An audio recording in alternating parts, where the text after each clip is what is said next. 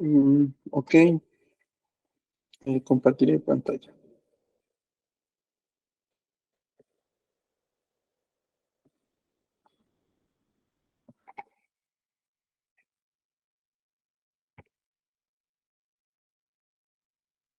Bueno, em, buenas tardes con todos. En los 2 días anteriores conversamos sobre cómo era la función renal del riñón, cómo maduraba. Mm, Después hablamos de cómo se deterioraba. Y bueno, hoy haremos un pequeño repaso de las causas de enfermedad renal. Ya la comentamos que diabetes y hipertensión son las mayores causas, ¿sí? Pero también tenemos pacientes que tienen riñones poliquísticos, cálculos, vasculitis, infecciones urinarias, trasplante. Bueno, todo eso daña nuestro riñón y como lo conversamos puede hacer que se deteriore más rápido, ¿sí? Normalmente el riñón va a deteriorarse, va a envejecer 1% por año, pero si tienen estos factores, podemos llegar hasta 10-20% por año. Solo diabetes mal controlada puede llegar a 10% por año, ¿sí? Solo la diabetes. Estas enfermedades renales pueden llevarnos a falla renal. Y esta falla renal, cuando ya llega a su estadio final que necesite algo más, vamos a necesitar para que el paciente siga viviendo o hemodiálisis o diálisis peritoneal o trasplante, ¿sí?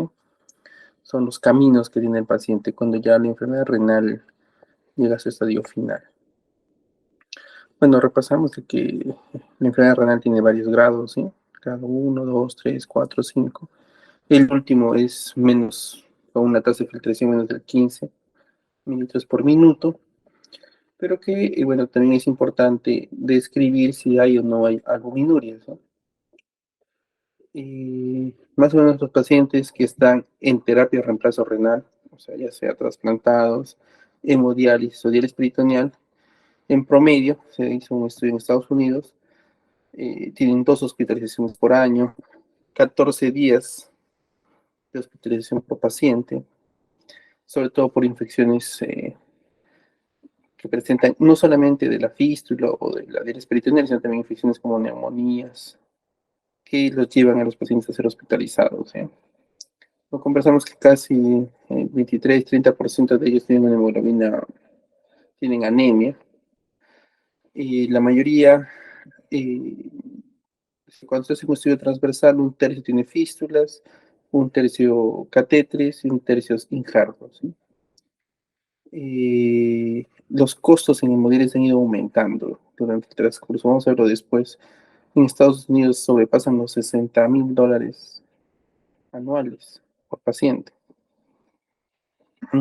La tasa de mortalidad también eh, ha mejorado en el transcurso de los años. Antes se morían un tercio más o menos al año, ahora se mueren un quinto en el primer año y un quinto por año, ¿sí?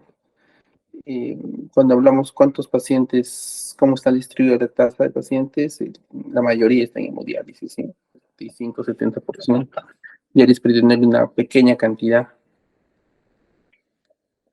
y trasplante también un poco menos. Hemodiálisis se va a que a 70%.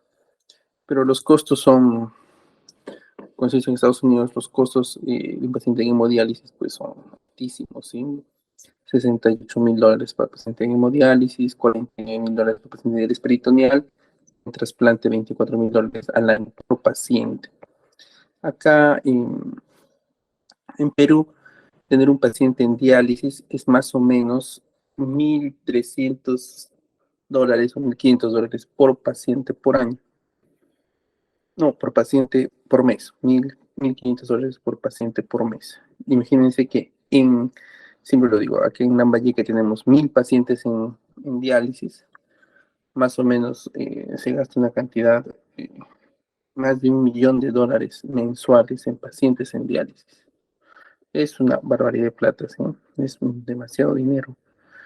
más de $1 millón mensuales que se gasta aquí, solo en Lambayeque, mensualmente. Más o menos el costo de hemodiálisis es 300 soles, 300 a 350 soles.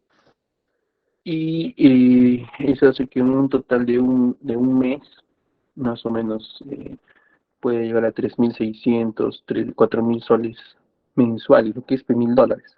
Solo la diálisis, y eso le añadimos eritropoyetina, fierro y otras cosas, o sea, ya sobrepasan los $1.000. ¿Y por qué el precio es menor? Porque el pago a los trabajadores es menor, pues, ¿sí? Es mucho menor. Y los filtros cuestan casi lo mismo en todo el mundo, pero la mano de obra de la enfermera de hemodiálisis, del médico de hemodiálisis, del nefrólogo, del director médico, pues en otros lugares es altísimo. 5 o 10 veces más que en Perú. Bueno, pues, bueno, ya conversamos qué factores nos llevan a que el riñoncito se ponga peor, sobre todo pues hipertensión, proteinuria, exceso de angiotensina C2, hiperglicemia, o sea, entre proteinuria, hipertensión, angiotensina 2 también es hipertensión, hiperglicemia que es diabetes, son los mayores problemas para que el riñoncito se empeore, ¿sí? Después tenemos obesidad, colesterol, cigarrillo, como conversamos, uso de AINES, diclofenaco, ketorolaco, que se van colocando ibuprofeno, dañan pues el riñón, ¿sí? Y hay otros factores que pueden provocar que son factores de riesgo. Interesante tener potasio bajo, el ácido úrico, la gota. O ser varones, también hay una mayor progresión de enfermedad renal. También los morenitos, los negros tienen una mayor velocidad de progresión de enfermedad renal. Eh, Más o menos, pues, cómo va la relación de pacientes en los diferentes grados, ¿sí? Más o menos, por cada paciente en diálisis hay 100 pacientes con enfermedad renal, más o menos, vuelvo a repetir. Por cada paciente en diálisis, la estadística nos indica que debe haber 90 y tantos pacientes que tienen enfermedad renal, pero que no están en diálisis. Más o menos se distribuye así, 25% estadio 1, 25% estadio 2, 33% estadio 3, 1% estadio 4, 1 a 3% estadio 4, 1% estadio 5. En general, la idea es de que por cada paciente en diálisis debe haber 99, así a grosso modo, con enfermedad renal afuera, ¿sí? Sin diálisis, en progresión de enfermedad renal crónica. Y la enfermedad renal crónica se está elevando agudamente en todo el mundo. En el mundo debe haber más de 1 millón de pacientes en diálisis. ¿Sí? Y debe haber más o menos 100 millones de pacientes con enfermedad renal crónica. La tasa de crecimiento de los pacientes con enfermedad renal crónica es del 7%. Y los pacientes con enfermedad renal crónica que aún no están en terapia de reemplazo va creciendo cada año, ¿sí? El patrón de mortalidad está cambiando. Antes, cuando comenzó la diálisis de 25 años, la principal causa era uropatía obstructiva, los pacientes próstata, así que llevan mal. No se le considera la diabetes porque al inicio una contraindicación para entrar en hemodiálisis era de pacientes con diabetes, o sea, no se los consideraba y no se les otorgaba la hemodiálisis. Bueno, esto ha ido cambiando y cuando hemos comenzado a dializar los pacientes diabéticos, la epidemiología ha cambiado, ¿sí? De lo que antes eran obstructivas, ahora la gran mayoría de pacientes, 60-70% de los pacientes eh, que estamos dializando están pacientes diabéticos, ¿sí? Y conocemos que los pacientes diabéticos, pues, es una epidemia en este momento, ¿sí? Ahora, el riesgo cardiovascular, conversamos que el riesgo de infarto en promedio era más o menos un 30%, ¿sí? 30 veces más de infarto en promedio, que puede llegar hasta 100 veces más en un paciente de 20 años. Ese es de un infarto, pero en general un problema cardiovascular, incluido ACVs o trombosis mayores o embolismos mayores, tenemos que este es más o menos 36 veces más cuando son menores de 15 años. ¿Sí?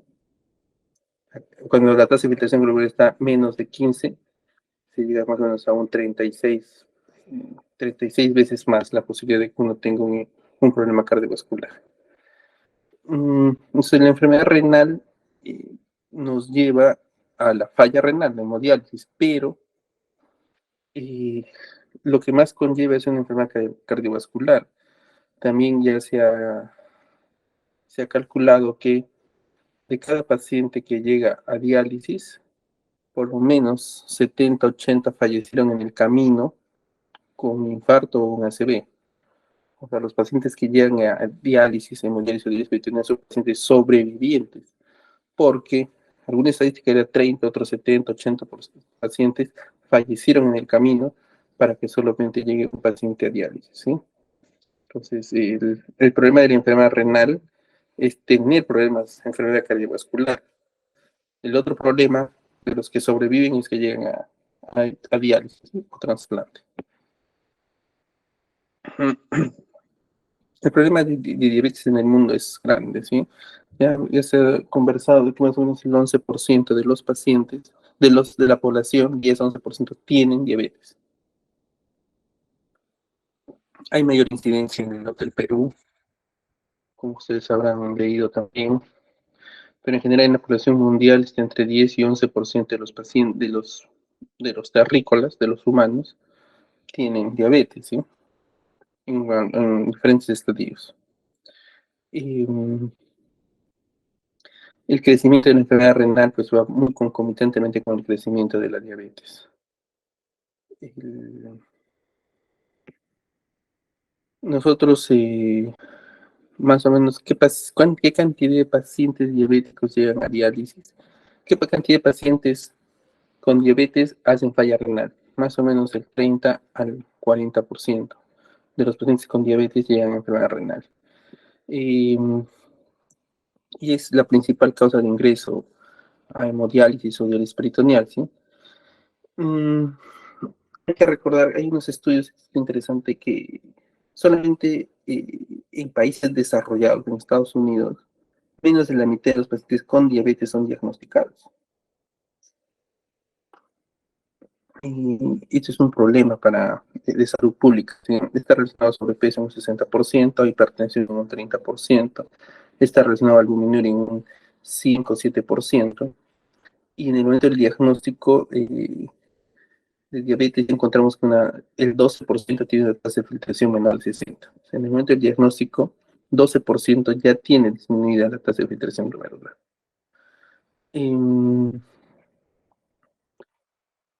Estos son más estudios sobre la enfermedad renal. Ahora, ¿cuál es la incidencia de la prevalencia de diálisis en nuestra población, ¿sí? En el mundo? Esto es interesante. Hace 10 años, 15 años, esta es la tasa de incidencia. La tasa de incidencia en el 2001 bordeaba alrededor de 100, 300 pacientes por millón de habitantes. Esto ha ido aumentando. El último dato que tenemos hace 2 años es de 1.200 pacientes por millón de habitantes. ¿Por qué ha aumentado la prevalencia? Ha aumentado la prevalencia porque ahora los pacientes no se mueren. Antes, por ejemplo, el Ministerio de Salud no tenía hemodiálisis hasta que no apareció el CIS. Y la gran cantidad de población peruana fallecía sin llegar a diálisis. Sabemos que la población que cubre el Ministerio de Salud es el 70%. Solamente un 30% tenía posibilidades, entre comillas, de ingresar a diálisis. Pero de este 30% de la población peruana que tenía seguro social, recuerden que hasta hace 5 años no había nefrólogo en Cajamarca. Ahora mismo creo que el seguro del ministerio tiene un nefrólogo en Moyobamba, En Tumbes recién ha habido un nefrólogo el año pasado, desde el año pasado, en forma permanente, desde el año pasado, en forma permanente, en Tumbes, o sea, ha habido hace 5 años departamentos en el Perú donde no había nefrólogo y por lo tanto no había hemodiálisis. El Seguro Social no tiene convenio de hemodiálisis en Cajamarca, en Tumbes, que yo sepa, no hay. Aunque hay clínicas que pueden tener hemodiálisis, pero no tienen convenio con el Seguro Social, tienen que ser referidos acá a Chiclayo, ¿sí? O a Piura, en el caso de Tumbes.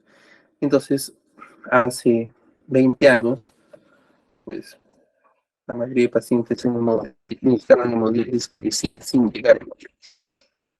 Por eso que la prevalencia en Perú ha subido pues, de 100, 200, que teníamos hace 20 años, ahorita a 1200. Y eso no nos asustamos porque la tasa de prevalencia, por ejemplo, en países desarrollados en la 2000, y en Japón está desarrollando casi los 3000 pacientes en diálisis por millón de habitantes. No solamente porque todos se dializan, todos los que requieren pueden dializarse, sino que también la mortalidad en diálisis ha disminuido. Como se mueren menos pacientes en diálisis, hay más pacientes dializándose, ¿sí? Entonces, no nos sorprendemos que en unos 5 años llegamos a los 2000 y quizás después hasta casi 3000 pacientes por año. Recordando que cada paciente más o menos ya gasta, para redondear un punto, $1000 por mes, aunque es más, ¿sí? Solamente en diálisis 1000, más hospitalizaciones y medicación, atención por el nefrólogo, evaluaciones por el cirujano cardiovascular, fístula, fácil, llegan a $1400 por mes. Entonces, ups, eh, santo. El costo es alto. A pesar de las incidencias en el 2001, pues dije más o menos, Perú, 50, 100. En el 2002, Puerto Rico es el que tenía más en ese momento, 350, pero ahorita estas prevalencias se han subido más de 1000, como digo, en Europa 2000, y en Japón, que tiene la más alta prevalencia, llega hasta casi 3000, ¿sí? Mm, ¿Cuál es la problemática, sí? Eh, Sabemos que la inversión en salud es pobre, la mayoría de la población, 70%, no tiene ingreso al seguro social y el CISO de cobertura, bueno, está comenzando ya recién a ofrecer cobertura hace unos 6 7 años. Y en nuestra población peruana el porcentaje de hemodiálisis es alto, pues el 83% de los pacientes están en hemodiálisis. Y los pacientes trasplantados es, o son mínimos, menos del 5 7%.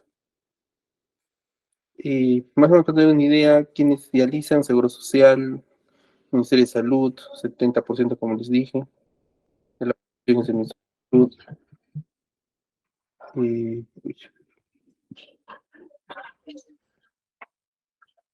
em, Más o menos esa es la tasa de prevalencia de los pacientes en el Perú, 83% en hemodiálisis, 17% en peritoneal, la gran mayoría están en Lima.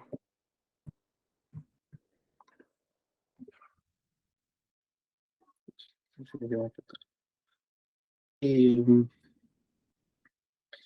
Este es un estudio que se hizo en un hospital nacional, en los cuales se pudo ver que existían en el 2007 400 pacientes en hemodiálisis, 130 pacientes en peritoneal y 268 pacientes trasplantados, pero en los 10 años de trasplante que tenía. Entonces, más o menos, los que estaban vivos eran alrededor de 80 y tantos. Y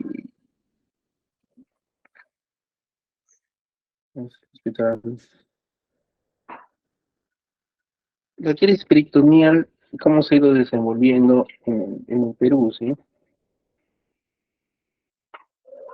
Sorprendentemente, las unidades de diálisis peritoneal más grandes que hay son las de Arequipa y Chiclayo, ¿sí? No tenemos datos post pandemia, pero la mortalidad de pacientes en hemodiálisis y diálisis peritoneal durante la pandemia ha llegado casi al 27%.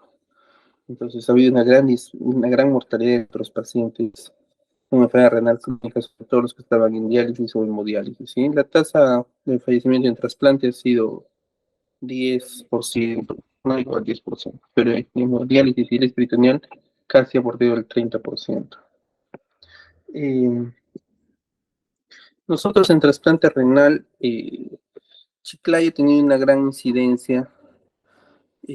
Acá está la cantidad de pacientes trasplantados en el 2011. Antes del trasplante, Chiclayo ha realizado 29 trasplantes en el 2018. En el 2019 llegábamos a 22, 24 cuando comenzó la pandemia y en el 2020 se detuvo todo trasplante en el Perú. Hemos reiniciado en el 2021 con un par, en el 2022 hemos hecho 8 y ahorita en el 2023, en el transcurso hasta ahora, hasta septiembre, vamos 8, ¿sí? Esperemos llegar por lo menos a 14, 16 este año. En la enfermedad renal, pues, lamentablemente siempre nos lleva a la muerte si nosotros no podemos detener los factores de riesgo, ¿sí? Entre los que ya les he comentado que están pacientes diabéticos e hipertensos. Eh, necesitamos hacer una prevención eh, antes de que comiencen a haber complicaciones de enfermedad renal. Debemos enfocarnos en los pacientes con diabetes, pacientes obesos, hipertensos, con colesterol. Y un momento, por favor, me llaman de hospital insistentemente, lo voy a pasar.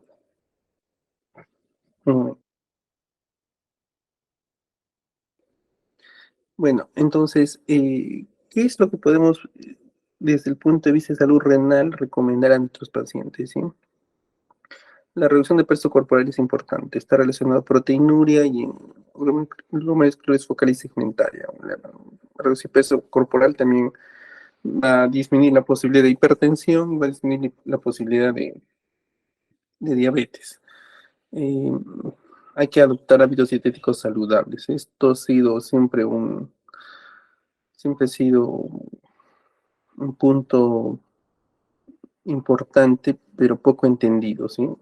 Comer más, comer menos, comer saludable, no comer. Lo que podemos indicar es que debe reducir la cantidad de proteínas, ¿sí?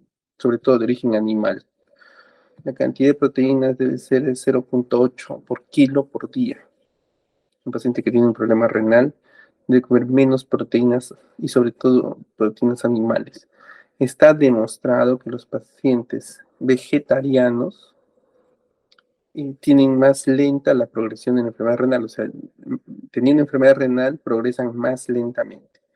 Ahora, ser un vegetariano o un ovolacto vegetariano, pues es toda una cultura, un conocimiento, no es comer lechuga y plátano, o lechuga y frutas, no, hay que saber comer, saber suplir los aminoácidos esenciales, sobre todo, ¿sí? Entonces, si alguien quiere ser vegetariano, tendría que recibir un curso para poder llevar una buena nutrición sin proteínas de origen animal.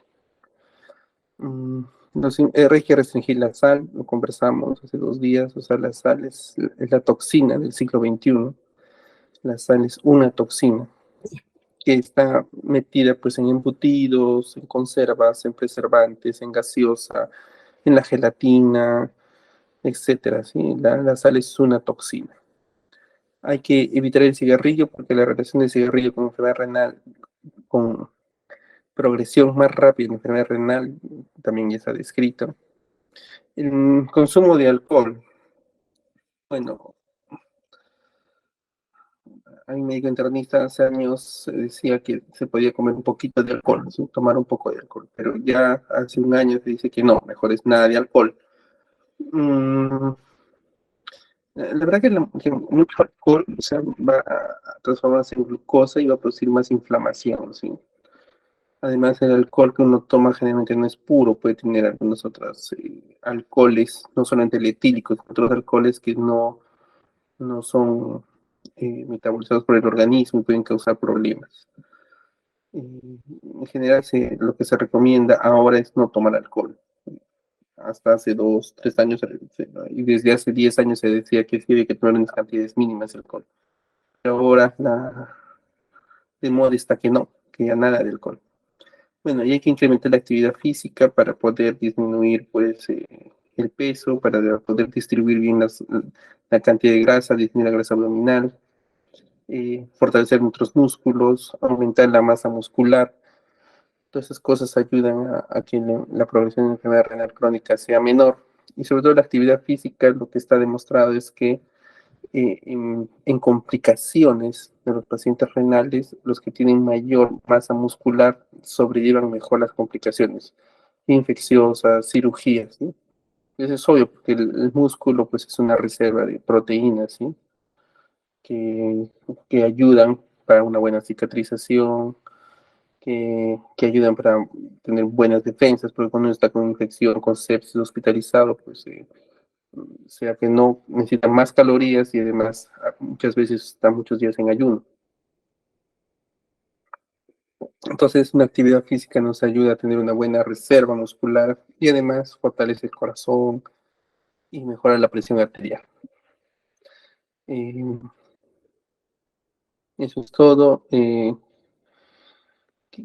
algunas otras recomendaciones del tipo administrativo. Se sugiere que haya estos programas de salud renal en todos los hospitales desde el nivel 1, desde el nivel primario, y además se indica que hay que hacer screening en aquellos pacientes que tienen algún factor de enfermedad renal crónica, y si este screening sale negativo, hacerlo cada año o 2 años, ¿sí? Por lo menos. En pacientes diabéticos, si se hace un screening y no tienen creatinina aumentada y no tienen albuminuria, pero los que son diabéticos hay que hacer una evaluación, aunque estén sanos, aunque no tengan enfermedad renal, una vez al año, ¿sí?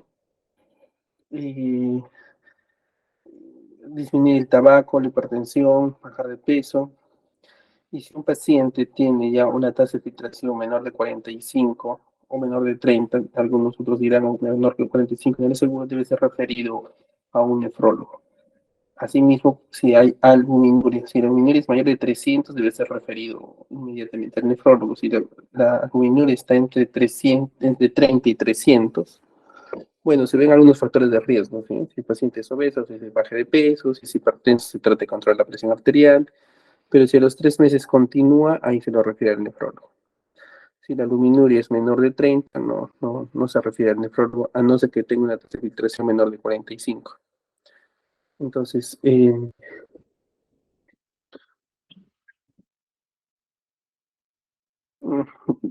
ya sabemos cómo eso termina, o sea, una referencia adecuada y disminuye la progresión de enfermedad renal, ¿sí? Está demostrado que si bien la salud primaria es importante, y yo creo que es lo más importante, la atención a nivel primario es lo más importante, los pacientes que tienen ya enfermedades, sobre todo en enfermedad renal crónica, deben ser referidos. Deben ser referidos porque si eh, una un tratamiento precoz, una referencia precoz está relacionado a mortalidad, ¿sí? A veces en Yobamba no tenemos endocrinólogo a la mano, no tenemos aluminio creatinuria a la mano, no tenemos el cirujano cardiovascular para que nos pueda hacer la consulta rápidamente, no contamos con hemodiálisis y el peritoneal para que el paciente pueda sobrellevar esta enfermedad, ¿sí? Entonces, como les decía, en lugares donde no hay nefrólogo, esos departamentos donde no hay nefrólogo, o no tienen acceso a la diálisis, los pacientes fallecen.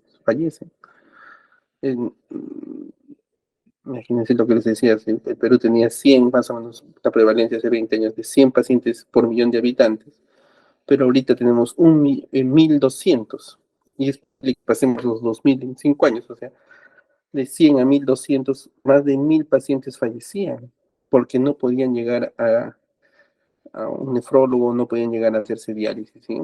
Eh, es una pena, pero así es. Y con eso acabamos. Las conclusiones que podemos tener de la enfermedad renal son: La enfermedad renal es común, nociva y tratable. Las enfermedades crónicas son la principal causa de muerte prematura en todo el mundo. La enfermedad renal crónica es un problema de salud pública.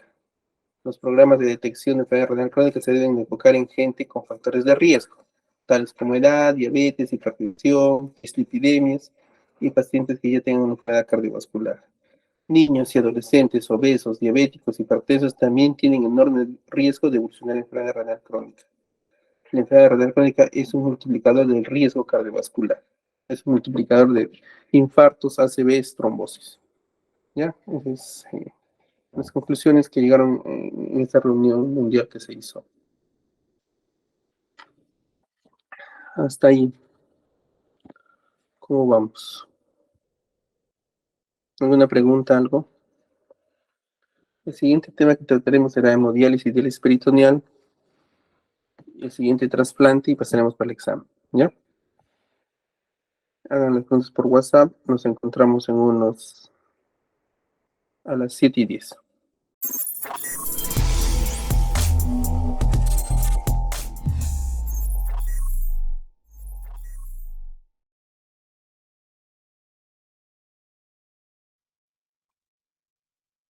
Listo. Entonces, ahora hablaremos de las terapias de reemplazo, ¿sí? Que son hemodiálisis, diálisis peritoneal y trasplante.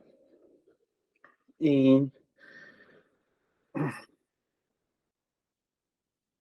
cuando la función renal ya está a menos del 15% y el paciente comienza a tener síntomas de uremia, las dos cosas, iniciamos la hemodiálisis crónica o la diálisis peritoneal ambulatoria, ¿sí? La hemodiálisis, bueno, creo que ya tienen un centro de diálisis. La hemodiálisis, el paciente va 3 veces por semana, 3 horas y media, a veces hasta 4 cada vez. Y es un paciente de hemodiálisis, hay que tener un acceso vascular para que la máquina extraiga sangre, la limpie y la vuelva a ingresar al cuerpo. Esa es la hemodiálisis. Y la diálisis peritoneal, pues que se hace todos los días con sueros que van a lavar las toxinas gracias a la membrana peritoneal 4 veces al día, ¿sí? Y pacientes en hemodiálisis son pacientes que se dializan en el hospital. Aquí en Perú es así, diálisis en el hospital, mientras que el peritoneal se dializan en sus casas. La hemodiálisis en Perú es en el hospital. En el mundo hay tendencias y hay lugares donde la hemodiálisis es en la casa. Y pasan su máquina de hemodiálisis a su casa y es en su casa donde se dializa. También existen variaciones en las cuales los pacientes se dializan en la noche. Pacientes que trabajan van 3 veces por semana, se conectan y mientras duermen, los dializan 4, 5, 6 horas. Duermen y se van a su casa después, ¿no? Durante la noche. Y hay lugares también donde se dializan 5 veces por semana, sobre todo aquellos que se dializan en sus casas, ¿no? Entonces, ¿qué es lo que determina cuánto es lo que hay que dializar? Es la mortalidad. En el año 1994, si no me equivoco, 96, el Seguro Social, el Medicare de Estados Unidos hizo un estudio de cuánto hay que dializar y cuál es el impacto en la mortalidad. Entonces se dieron cuenta que dializar 2 horas, dializaba 3 horas, por ejemplo, era mejor, dializar 3 horas y media era mejor que 3 horas, dializar 4 horas era mejor, pero no se notaba la diferencia en la mortalidad, y dializar más de 4 horas ya no se notaba mucho la diferencia en la mortalidad. Sí, en un estudio pues de 5 años. Entonces, como ya no se notaba mucho, el gobierno y el Medicare lo que exigió es de que se dializara, digamos, sí, 3 horas y media a 4 horas, por un asunto de impacto en la mortalidad, ¿sí? Se dijo, ¿para qué dializar más si la mortalidad no varía? Fue un estudio de 5 años. y eso se medía por el KTB. El KTB es algo así como la remoción de urea, cuántas toxinas saco. Y otro valor es el KTB, que me indica cuánto he limpiado de sangre. Y en eso ya influye el peso, la talla del paciente, porque si yo tengo un paciente obeso grande, tengo que limpiar más, tengo que me demoro más, o es más trabajo limpiar un paciente grandote que un paciente chiquito. Entonces el KTB es más o menos en proporción al peso y la talla, al volumen del paciente, cuántas veces he limpiado su sangre, ¿sí? ¿Qué volumen es de su sangre utilizado, he limpiado? Tendrán menos volumen los pequeñitos, las mujeres, los que tienen menos peso, y se necesitará un poco menos de diálisis, 3 horas y media, 3 horas y cuarto, porque, bueno, y los grandotes que tienen más volumen estarán 4 horas. Eso, como le dije, es un estudio que se hizo solamente para ver el costo y si valía la pena gastar más plata dializando más. Y se llegó a esa conclusión que más de 4 horas no se veía la diferencia en la mortalidad en los primeros 5 años. Pero bueno, eso solamente es viendo la parte de la urea, ¿sí? Entonces, los puntos importantes que se conversaron en algunas reuniones son: la evidencia indica que la diálisis peritoneal es más económica que es más económica que la diálisis, ¿sí? Y más eficiente que la hemodiálisis, la diálisis peritoneal. Se indicó también que la hemodiálisis en casa ofrece más ventajas que hacer hemodiálisis en el hospital, pero bueno, no podemos contar con eso ahora, ¿sí? Y, y la diálisis en general es menos costosa que las otras, que la hemodiálisis, quiere ser más atractiva, ¿sí? Se puede mejorar y optimizar y ver que los materiales se puedan usar. El problema en el peritoneal que ha habido es que eh, no encontramos qué líquido de diálisis era el mejor. El uso de glucosa en cantidades altas, el que tiene el suero de diálisis peritoneal, pues podría traer complicaciones de peritonitis, de hiperglicemia, de inflamación. Eso se ha ido mejorando con el tiempo. Y también las conexiones. Recuerden que el otro problema de la diálisis peritoneal es la peritonitis, ¿sí? Entonces, llegar a hacer unas conexiones adecuadas y utilizar unos procedimientos adecuados y unos medicamentos o bolsas adecuadas, al principio era muy alta la mortalidad y las complicaciones, por eso dio miedo utilizar diálisis peritoneal. Pero se han mejorado mucho, ¿sí? Lo conversaremos ahora, que sí se ha mejorado y se ha llegado ya a tener buenos estándares de calidad en los productos y en los procedimientos. Y nosotros deberíamos de proponer más diálisis peritoneal, no solamente por el detalle de la parte económica, ¿sí? Que más o menos es menos de la mitad que la hemodiálisis, lo que cuesta, sino también en la factibilidad, en el trasfondo social, ¿sí? Psicosocial. Eh, Hasta hace, no sé, pues, 8 años, 10 años, la gente de Tumbes, Cajamarca, Loreto, Iquitos, San Martín, todos ellos tenían que migrar hasta Chiclayo para recibir hemodiálisis. Entonces, en verdad, verdaderamente era una crisis familiar tener un paciente en diálisis. O te morías en Cajamarca, en su pueblo, en Cajamarca, o trasladabas a Chiclayo a vivir, porque como ustedes han visto, la hemodiálisis es 3 veces por semana, ¿no? No iban a estar interdiario viajando a Cajamarca, ¿sí? Entonces, que el papá, la mamá tuvieran hemodiálisis, hacía que toda la familia tenga que trasladarse a Chiclayo. Hemos tenido casos bastante dolorosos y, y además la idiosincrasia de las personas, ¿sí? Y papás sobre todo, que ve que su hijo de 14 años tenga hemodiálisis, ya nos decía: ya déjenlo morir nomás, y ya no, ¿qué voy a hacer? Yo tengo 6 hijos más en mi casa esperándome, ¿sí? Y tengo que ir a sembrar, a plantar, a ver mis animales y mis tierras. O hasta otros lados de decir: mi esposa entró en hemodiálisis, nos ha pasado postrada, diabética, ciega, que ya no caminaba, Entré en hemodiálisis, llega a Chiclayo y el señor me dice, he vendido la mitad de mi tierra para venir. Dígame, doctor, si mi esposa se va a salvar para vender la otra mitad de mi tierra y venirme con mis hijos este año, ¿sí?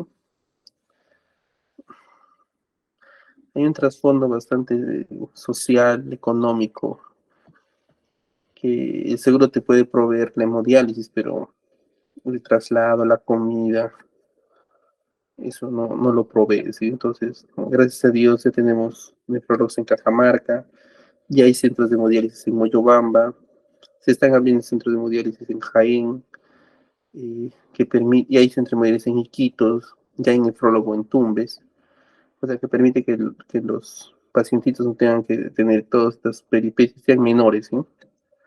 Porque aún así, acá en Chiclayo tenemos gente que vive en Chepén a 1 hora, Pacora, Motupe, o sea que está a 1 hora y media de Chiclayo y que, bueno, igual trasladarse 3 veces por semana ida y vuelta es un poco difícil, ¿no? Si el paciente lo puede hacer solo, chévere, pero si el paciente necesita que lo acompañe alguien más, ¿quién lo va a acompañar? Si el paciente mayorcito y ya no tiene esposa, o su esposa está igual o peor que él, los hijos se turnan al principio, pero ya ha pasado un tiempo, el que los trae y los recoge es el taxista, ¿sí? Al que le paga.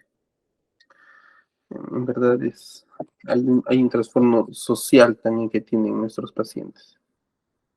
Mm, Nuevamente recordando este cuadrito, qué es lo que causa la enfermedad renal. Y viendo que ya cuando la enfermedad renal crónica es terminal o grado 5, los caminos, ¿sí? Hemodiálisis, diálisis peritoneal y trasplante. La tasa de filtración glomerular disminuye lentamente o más rápidamente, dependiendo de los factores, ¿sí?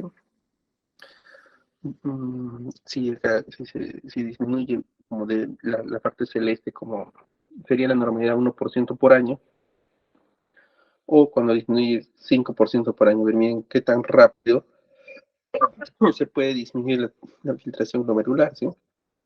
Llegar a diálisis a menos de 20, menos de 15. Una enfermedad renal clínica avanzada requiere de una buena información, una evaluación y una elección. Y hay pacientes que eligen no dializarse y no está mal, o sea, no, quizás puede escapar a algunos otros pensamientos o costumbres, pero hay gente que no quiere dializar, que no quiere dializarse y que, bueno, que fallezca naturalmente, ¿sí? Y yo siempre repito que, por ejemplo, el Papa Juan Pablo II requirió hemodiálisis y la Santa Sede y los obispos decidieron no dializarlo, ¿sí? O sea, decidieron no ingresarlo a diálisis o hemodiálisis peritoneal, porque no es un pecado no dializar. La Iglesia Católica indica que sí tenemos la obligación de disminuir el dolor o desaparecerlo, dar alimentos y dar protección contra el frío, protección contra el ambiente. O sea, si tenemos un paciente, sí debemos pues tratar de protegerlo contra el medio ambiente, frío, lluvia. Es una obligación hacerlo. Es obligación también alimentar al paciente o ponerle sueros o hidratarlo. Y es una obligación también quitar el dolor, ¿sí? Esas tres cosas sí, la Iglesia Católica sobre todo indica que sí es necesario hacerlo, pero todo lo demás que son cosas extras, ventilación, intubación, hemodiálisis, o sea, si la familia decide no hacerlo, no hay que juzgar lo que son malos o pecadores o algo así, ¿sí? Es una decisión más familiar y a veces uno no entiende el trasfondo que puede tener. Pero si la familia al final de ser evaluado se le explica, elige la diálisis, bueno, hay tres caminos nuevamente, la diálisis peritoneal, la hemodiálisis o el trasplante renal. Y por supuesto que la diálisis peritoneal y la hemodiálisis ya depende de ellos, el trasplante renal también depende de ellos, pero también depende de un sistema bien armado y que se pueda realizar. Y diálisis, trasplantes O sea, dicen Lima, Cusco, por el Seguro Social, sí, Cusco, Arequipa, Chiclayo. Eventualmente se hace en Tacna la ablación. Y en Trujillo también está haciendo la ablación, o sea, el retiro de los órganos. Pero el implante, Chiclayo, Lima, Arequipa, Cusco, ¿sí? En el Seguro Social. En el Ministerio de Salud, solo Lima. Y en forma privada, Lima y Huancayo. Mm, El primer trasplante en el Perú se realizó en Ica, no fue muy fructífero. Pero el primer trasplante funcionante fuera del Seguro Social y fuera de Lima fue en Huancayo. ¿Ya? Bueno, el peritoneal puede ser CAPD, que es ambulatorio continuo en su casa, y APD, que es automatizada, en la cual los recambios, también es en su casa, pero los recambios los hace una maquinita, ¿sí? Ese recambio del suero, ya lo veremos ahorita. La hemodiálisis puede ser asistida, o sea, en el hospital, asistida por enfermeras, o la hemodiálisis puede ser en el domicilio, donde el mismo paciente es el que se canula. Entonces, la hemodiálisis peritoneal, la hemodiálisis tiene 3 horas y media más o menos, 3 veces por semana, mientras que la diálisis peritoneal es 4 veces al día y más o menos dura 15 a 20 minutos cada vez. Eh, las otras diferencias que podemos ver es que la hemodiálisis se hace en el hospital, en Perú, y la diálisis peritoneal se hace en el domicilio, en la casa. Otros pequeños detalles. Eh, la hemodiálisis es 3 veces por semana, o sea, hay horas o días que no se hacen no hay diálisis. Es que el diálisis peritoneal es en forma continua, siempre el líquido está en el cuerpo. La diálisis o la extracción de toxinas o la depuración es continua, las 24 horas del día, todos los días de la semana. Mientras que en hemodiálisis la depuración de las toxinas se hace interdiario y solamente en 3 horas y medio, 4 horas, las veces que va. Eso es una diferencia porque eh, el problema de una diferencia de hemodiálisis es que tienes que hacer dieta. Si te comes un par de plátanos y una naranja te puedes morir porque no estás dializándote en ese momento. Si tienes que esperar hasta tu día de diálisis, hasta la hora que toca diálisis para que te lo limpien. Y el problema de las frutas, plátano, naranja, es el potasio, que como hemos visto puede causar arritmias, bradicardias y hasta la muerte. Mientras que en la diálisis peritoneal no, porque en la diálisis peritoneal el líquido de diálisis que está es 24 horas al día, solo lo estamos cambiando, pero 24 horas al día está depurándose, está teniendo la capacidad de sacar algunas toxinas que pudieran aparecer. Entonces, en diálisis peritoneal yo sí puedo comer una naranja o un plátano, tampoco exagerar, pero sí lo puedo hacer. Puedo comer un poco más porque no es que tengo que esperar a dializarme. En diálisis peritoneal la diálisis es continua, las 24 horas del día. Solamente que yo cada 6 horas, cada 5 horas, cada 7 horas yo cambio ese líquido de diálisis que está continuamente en contacto con el peritoneo, que está continuamente en contacto con los intestinos, con las vísceras y que continuamente está sacando toxinas, ¿sí? Están saliendo, están limpiándose el cuerpo gracias a ese líquido que casi cambia, vuelvo a repetir, cada 5, 6, 7 horas. Entonces, esa es una ventaja. Y la otra ventaja es que pues, lo puedes hacer en tu casa y no necesitas una enfermera, uno mismo lo puede hacer. Es más, no necesitas, tenemos analfabetos que se hacen diálisis peritoneal. Y algunos tenemos hasta ciegos que se hacían diálisis peritoneal. Entonces,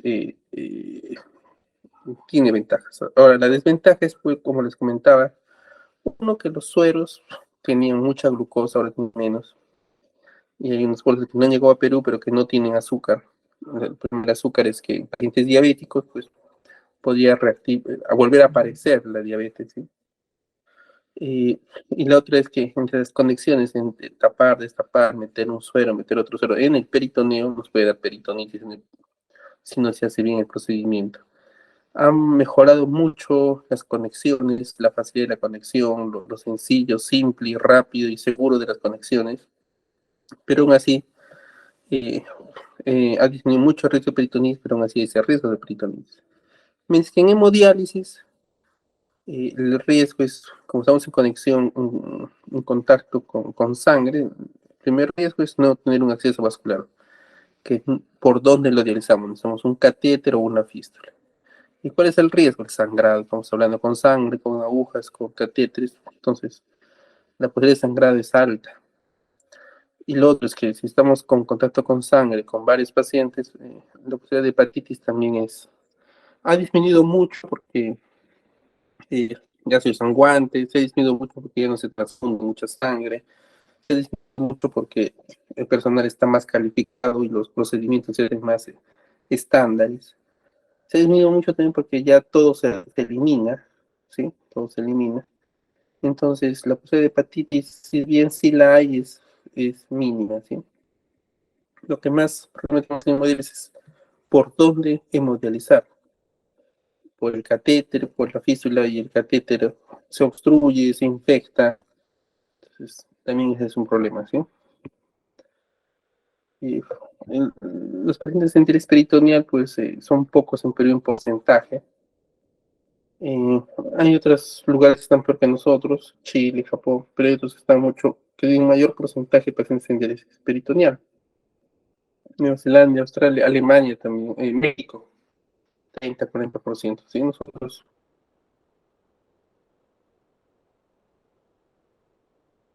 estamos menos del 20%.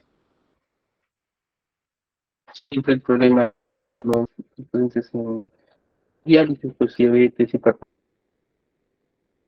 va creciendo los diabéticos y hipertensos.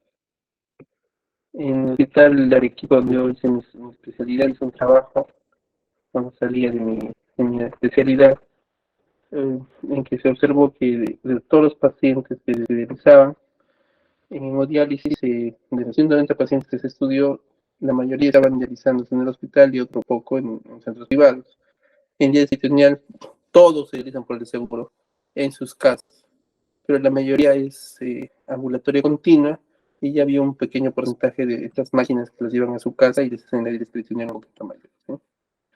Era, en el 2005, cuando yo terminaba mi residencia, así que eran 12 pacientes, 12 trasplantes. Mm. Es, algunos otros estudios de qué porcentaje están en hemodiálisis peritoneal en Lima. Igual, si hay un alto porcentaje de pacientes en hemodiálisis, 83%, mientras que en diálisis peritoneal es solo un 15%. Esto es en Lima, ¿sí? La hemodiálisis tiene algunas características, ¿sí? Es una técnica de limpieza, de depuración de la sangre por una máquina, o sea, extracorpórea, fuera del cuerpo. Es una máquina la que hace la limpieza, la depuración de la sangre. Sobre todo se salen solutos, ¿sí? Y salen electrolitos, toxinas en forma aislada, y en forma aislada yo puedo programar cuántos líquidos. Puedo sacar más toxinas, bastante agua, más toxinas y menos agua. Entonces, o puedo hacer una depuración de 2 horas que saco menos toxinas, pero puedo sacar mucha más agua. O puedo sacar solo toxinas y nada de agua, ¿sí? Pacientes que orinan, solamente es necesario limpiarles la sangre y no sacar el líquido. Al contrario, hay pacientes que están muy sobrehidratados, que no les saco casi nada de toxinas, pero sí le quiero sacar más agua. Son parámetros que se mueven en forma independiente, ¿sí? Además, el líquido de diálisis que está bañando el filtro no solamente va a sacar solutos y agua, sino que también puede absorber o recibir, o sea, el líquido de diálisis puede otorgarle algunos electrolitos y carbonatos, ¿sí? Para mejorar el equilibrio ácido-base. Y algunos electrolitos, como el sodio, por ejemplo, cuando hay hiponatremia, pasó al cuerpo, y mejorar un poco la hiponatremia, ¿sí? Pero también puede retirar, por ejemplo, potasio. Si el potasio está muy alto, pues lo retira. No suple funciones endocrinas, o sea, la hemodiálisis solamente mueve solutos y agua. No es que produce, no es que active la vitamina D, no es que mejora la eritropoyetina o otras funciones endocrinas, ¿sí? No, solamente va a mover solutos y líquidos. Es un proceso en el cual, pues, la liquidiálisis, la sangre entra por un filtro, sale por un extremo y el líquido de diálisis pasa por este filtro enjuagándolo en forma continua. En forma continua entra la sangre, sale la sangre en las 3 horas y media, 4 horas, y en forma continua entra un líquido de diálisis, sale un líquido de diálisis, este filtro enjuagando la sangre, ¿sí? Los pacientes en hemodiálisis acá tenemos, son pacientes que tienen que estar postrados 3 horas y media, 4 horas mientras se dializan. Como verán, sale la sangre, entra al filtro y del filtro sale la sangre y regresa al paciente. En este filtro vendrán estos dos tubos, rojo y azul, el líquido de diálisis que es un líquido que baña el filtro, lo va enjuagando, va arrastrando toxinas, va limpiando la sangre y extrayendo un poco de agua si así lo hemos programado, ¿sí? Podemos también extraer líquido. Entonces, es de esta forma como se hace la hemodiálisis. La hemodiálisis tiene algunas, eso, tiene características, como dice el acceso vascular, por dónde vamos a sacar y meter la sangre. Existen catéteres y fístulas subcutáneas permanentes, una fístula arteriovenosa o un infecto. Es una arteria y una vena. La arteria al unirse a la vena le da fuerza y esta fuerza en cada latido, esta presión que tiene la arteria, va haciendo que la vena que ha sido unida en forma artificial se vaya dilatando, ¿sí? Se dilate. Y además, no solamente dilatándose, sino también engrosándose, porque este continuo latido que se le pasa a la vena es como ir al gimnasio para la vena, ¿sí? Se estira, se reduce, se estira, se reduce. Entonces, este ejercicio de presión, de fuerza que hace la vena, no solamente lo va a dilatar, sino va a hacer que su pared sea más gruesa. Por lo tanto, al dilatarse hay mejor cantidad de sangre. Y al hacerse la pared más gruesa, puede punzarse con más facilidad sin que se rompa, ¿sí? Sin que se rompa la vena fistulizada, arterializada, ¿sí? Arterializada porque la arteria es la que le pasa la fuerza y vuelvo a repetir, la vena se engruesa, se dilata y se engruesa su pared, ¿sí? Este periodo de fistulización o de arterialización, de fortalecimiento de la vena, eh, los americanos dirán que debe demorar 3 meses, pero nosotros hacemos demorar mes y medio, ¿sí? Por la necesidad de utilizar rápidamente la fístula, ya que el paciente está con catéter. Los catéteres, ahora, entonces, para yo utilizar una fístula la tengo que hacer y debo esperar por lo menos mes y medio. Algunos, los americanos dirán 3 meses, una exageración me parece, pero por lo menos mes y medio para recién utilizarlo. Si el paciente ha llegado mal y necesita hemodiálisis pronta, no voy a esperar 6 semanas, 2 meses para poder dializarlo, ¿sí? Entonces, si el paciente viene complicado y hay que dializarlo, hay que ponerle un catéter para poderlo dializar inmediatamente. Entonces, estos catéteres es cateterizar una vena central, una vena gruesa, que puede ser la vena yugular interna o la vena, algunos pueden utilizar la vena cava, por la pierna, tratar de canalizar la vena y llegar hasta la vena cava, o por el cuello, canalizar la yugular y llegar hasta la vena cava superior, donde por el gran flujo de sangre, o sea, no puede comenzar la diálisis al momento, ¿sí? No necesita estar madurando, como les dije, alrededor de 2 meses. Pero estos catéteres pues, pueden tener complicaciones al momento de colocarlos, pueden infectarse y al final, como es un cuerpo extraño, se pueden trombosar, ¿sí? Más o menos un catéter temporal va a durar un mes en promedio, ¿sí? Pero hay gente que le dura una semana, depende de cada persona. O hay gente que puede estar 3, 4, 5 meses con el catéter temporal, ¿sí? Listo. Depende mucho de cada persona y bueno, de los factores genéticos o otras comorbilidades que tenga el paciente, ¿sí? El líquido de diálisis, la hemodiálisis, como se dice, tiene un filtro y un líquido que lo para que enjuaga este filtro y que arrastra o saca las toxinas, ¿sí? Este líquido tiene que ser pues súper estéril, súper limpio. Y por eso es que los centros de Morelia tienen una planta de agua para convertir el agua del caño, el agua normal, en un agua pura. Antiguamente no había buenos sistemas de purificación, entonces pasaba un poco de aluminio y los pacientes tenían anemia por aluminio, osteodistrosis por aluminio. Algunas veces, a veces pasa actualmente, entra un contaminante, no se limpia bien en la máquina o la máquina está contaminada y podemos tener reacciones de todos los pacientes, o la mayoría de pacientes comienzan a hacer escalofríos, agitación, taquicardia y algunos de hipotensión. Si nos pasa eso en todos los pacientes, pues tengo que decir, no es el paciente, sino debe ser el centro de diálisis, ¿sí?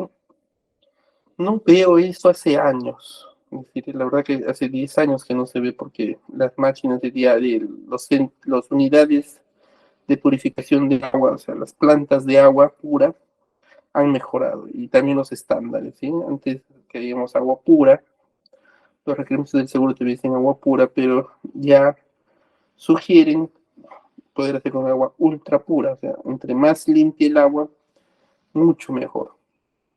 Y, y es lo que el día de ayer la doctora preguntaba sobre por qué muchos de nuestros pacientes están inflamados, tienen ferritina alta, ¿sí?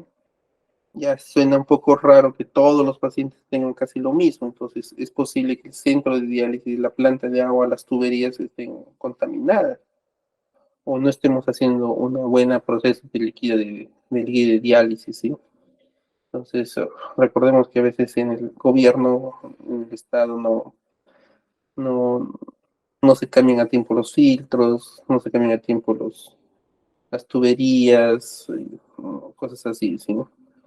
No solamente es cuestión de que no hay infección, sino que también el agua sea lo suficientemente pura, o sea, sin calcio, sin aluminio, sin sodio, y no solamente sin eso, sino a veces hay toxinas, o sea, puede haber bacterias en algún momento, en algún lado de las cañerías del gobierno, del Estado, y las bacterias producen endotoxinas, estas toxinas también tienen que ser filtradas, limpiadas de la sangre, entonces a veces hay reacciones adversas no tanto por la bacteria, sino por endotoxinas o las toxinas de las bacterias que las liberan al agua y pueden pasar en la planta de agua, ¿sí?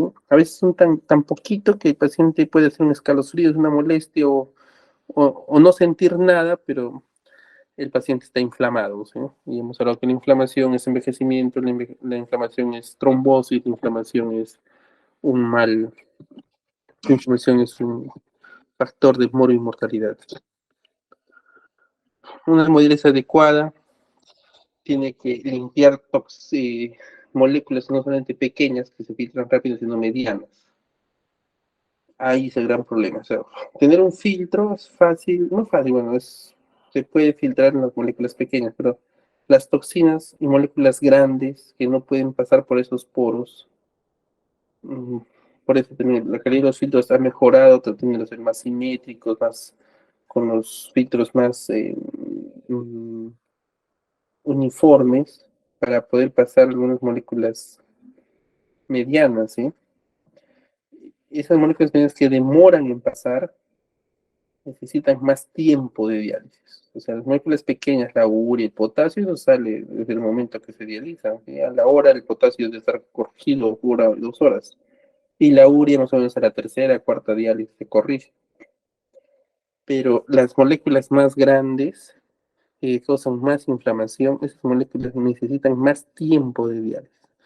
Para esas moléculas medianas, que no se miden normalmente, que los europeos, los japoneses, dan pues 4 o 5 horas de diálisis para poder retirar esas moléculas grandes que están unidas sobre todo a fósforo, beta-2 microglobulina, algunos ácidos grasos, ¿sí? Leptinas, que no van a dializarse o limpiarse fácilmente de la sangre con 3 horas, 3 horas y media, que requieren más.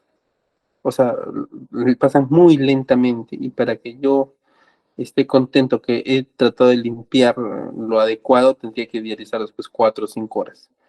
sea, en 3 horas y media sí se limpia, pero no sale todo, necesitamos más tiempo para poder sacar estas moléculas.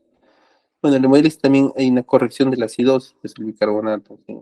Se corrige el líquido de diálisis, tiene bicarbonato, 34, 39, entonces cuando el líquido de diálisis lava la sangre, el bicarbonato pase hacia adentro de la sangre, ¿sí? Una buena diálisis, sacamos toxinas, va a hacer que se corrija mejor la hemoglobina. O sea, los estudios entre mejor diálisis, menos eritropoyetina necesito y mejor hemoglobina tienen mis pacientes. El control del balance hídrico salino, o sea, bueno, la diálisis saca líquidos, saca aguas, ¿no? Y también puede sacar sal, como les dije. No lo saca totalmente bien, pero lo saca muy lentamente, pero sí saca sal muy lentamente. Por eso es que tengo que tomar también menos, comer menos sal. Y si yo estoy dializando bien, controlando bien el agua, controlando bien la sal, la presión debe controlarse. Hasta en un 90% de los pacientes en diálisis se controlaría la presión solo dializándolos bien. O sea, un paciente bien dializado, en un buen peso seco, o sea, tratar de tener un peso seco adecuado, el 90% de los pacientes no deberían tomar pastillas de la presión. Nos quedamos con un pequeño grupo, 5 o 10% de pacientes que son hipertensos por problemas de renina, ¿sí? Pero todos los demás se debería corregir con una buena prescripción de diálisis. Y la hemodiálisis también ya nos indica que debe haber una adecuada ingesta de nutrientes, ya no debería haber náuseas, vómitos, más paciente debe estar con apetito, y hay que enseñarle de que el paciente ya en diálisis puede comer un poco más, ¿sí? Si bien nosotros decíamos 0,8 gramos por kilo por día, un paciente que esté en diálisis, ya dializándose, puede, puede comer hasta 1,2. Y es más, darse gustos ya cuando estamos con una buena urea, una buena diálisis en forma crónica, 3 veces por semana, podría comer hasta carne de res nuevamente, ¿sí? Todos mis pacientes están estables, debe comer carne de res cada 15 días, pues, ¿no? Sí, se puede, pues es estable, para algo lo dializamos. Importante evaluar pues el control de calcio, fósforo y paratormona que hablamos también el día de ayer, ¿sí? Un aumento de la paratormona hace que haya más remodelación cardíaca, más osteoporosis, ¿sí? Y si se aumenta más el fósforo porque come fósforo, porque no toma un quelante de fósforo, como dijimos ayer, este fósforo va a hacer que aumente también la paratormona y haya un hiperparatiroidismo que nos causa estas complicaciones de osteoporosis y aterosclerosis, ¿sí? Porque como ya lo dijimos también ayer, no es que el calcio se salga del cuerpo, sino causa osteoporosis y ese calcio que está saliendo por la inflamación se queda pegado a las arterias y causa aterosclerosis. Entonces hay que tratar de controlar bien el calcio, fósforo sobre todo con la dieta y el uso de quelantes y una buena diálisis y 3 horas y media, 4 horas para poderlo retirar. Ahora, también el hemodiálisis tiene que utilizar, pues, lo que decíamos también ayer, cuando hicieron la pregunta, filtros biocompatibles, ¿sí? En los filtros entre menos inflamación causen, mejor. Recuerden que la sangre está saliendo de la arteria de la vida del cuerpo y pasa por unos tubos y pasa por un filtro que no es, pues, no es compatible 100%, no son seres, no es parte de nuestro cuerpo y no son plásticos que pueden activar sistemas de inflamación. Entonces es importante que los materiales sean lo más biocompatibles posibles. En eso cada año, cada 2 años sale algún nuevo material, ¿sí? El adecuado tratamiento del agua, lo que comento, el agua tiene que ser lo más limpio lo posible. Se utiliza equipos de osmosis inversa y ahorita muchas clínicas, si no todas, están usando doble paso, ¿sí?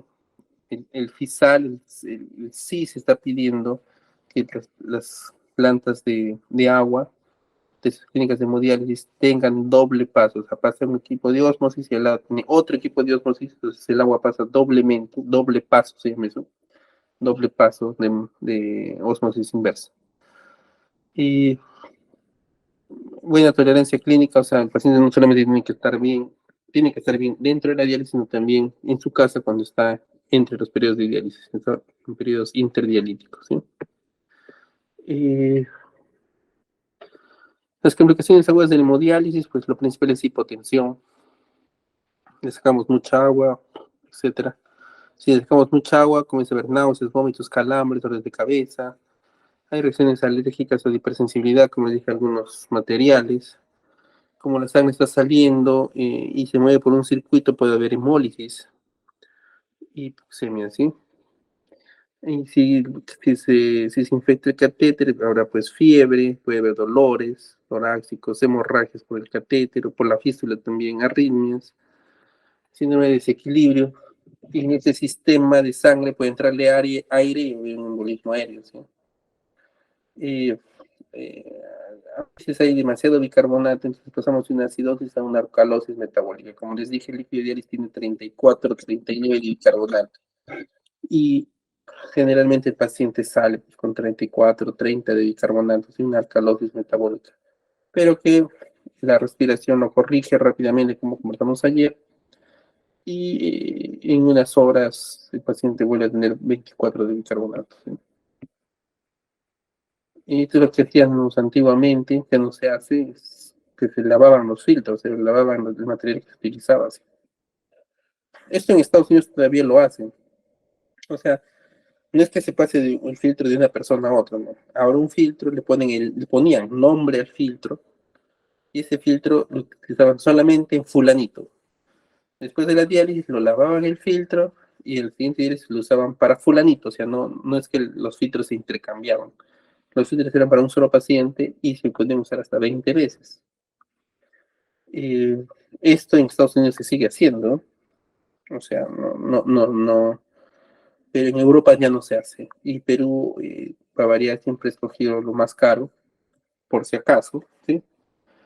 Y he escogido que los laboratorios e industrias que producen e importan estos insumos, pues sean los más felices, porque el filtro es uno de los componentes más caros de la diálisis. Cada filtro cuesta 36 soles, solo el filtro.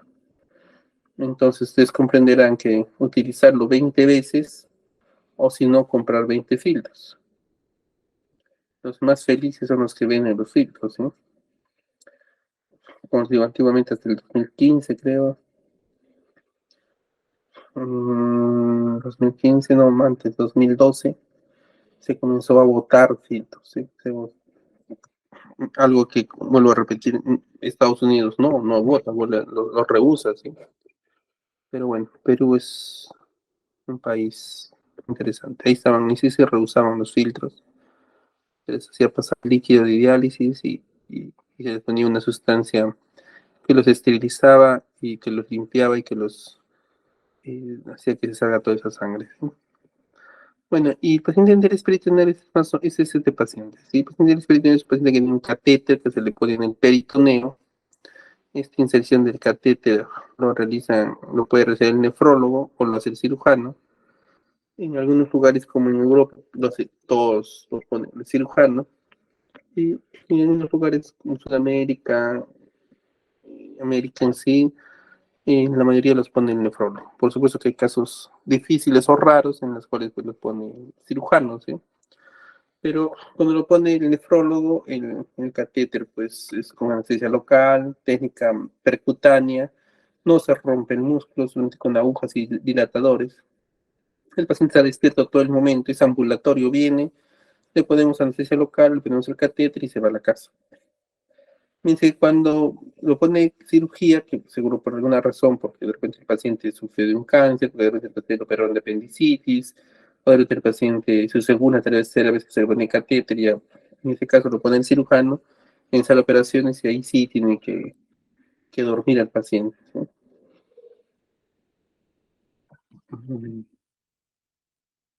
La diálisis peritoneal es una diálisis, tenemos cierto afecto por la diálisis peritoneal. La diálisis peritoneal puede ser, eh, es la preferible en niños, ¿sí? Porque el niño no, pues, no vamos a sacarle sangre y pasarlo por una máquina.